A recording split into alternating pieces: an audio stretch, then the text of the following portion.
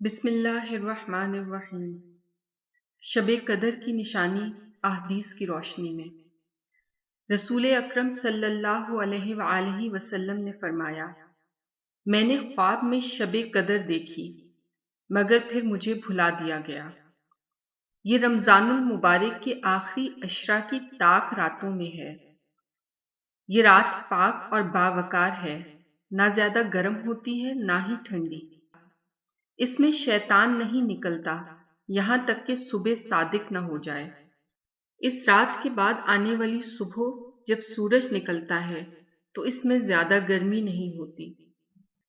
اس رات کی دعا آپ صلی اللہ علیہ وآلہ وسلم نے یہ سکھائی ہے، اللہم انک عفو تحب العفو فاعف عنی۔ ترجمہ: اے اللہ، آپ بہت زیادہ معاف کرنے والے ہیں، معافی کو پسند کرتے ہیں، لہٰذا میرے گناہ بھی معاف فرما دیجیے۔ نیکی کی بات پھیلانا صدقہ جاریہ ہے۔ اگر آپ نے ابھی تک ہمارا چینل سبسکرائب نہیں کیا تو کائنڈلی کر لیجیے۔ دعاؤں کے ساتھ اجازت۔ اللہ حافظ۔